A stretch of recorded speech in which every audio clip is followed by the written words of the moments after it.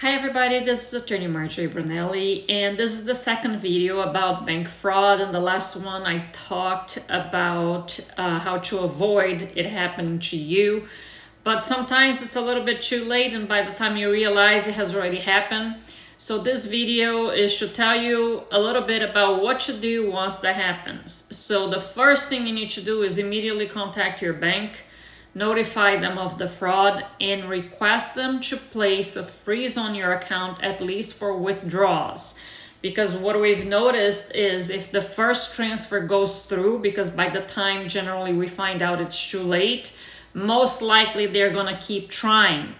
So immediately freeze the account for any withdrawals or credits, not for deposits.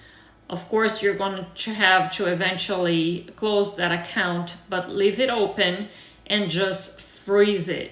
You should also immediately schedule an appointment with the branch manager and make sure you document everything you're doing via email. Request an email address, either a general email address. Make sure you keep copies of everything that you're sending out. And it's really kind of like, I hate to say it, but you have to win or push your file or your case to the top of the list by annoying the crap out of them. So you just have to call every day, show up every day, and stay on top of it until somebody does something. Of course, this depends on the size of the bank. Like I mentioned before, smaller banks are better and easier to deal with, more personable. If you're dealing with a big bank, good luck, because you're gonna need it. Anyways, so another thing I also recommend, freeze your credit with the 3 credit bureaus, Experian, TransUnion, and Equifax. Immediately put a freeze on all of it. You should always have that frozen anyways, and this way you keep people from opening anything under your name. It's easy to do.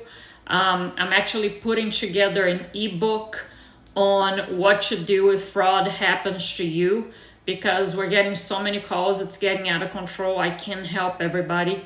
So I'm working on that, and I should have that released hopefully in the next few months. It's a lot of work on editing and things like that. So also there are additional steps that we need to do, but it's going to depend on the type of fraud that you suffered. So just keep an eye out for additional content that I'm going to be posting. If you found this video helpful, just keep following for additional information. Thanks so much. Until the next one.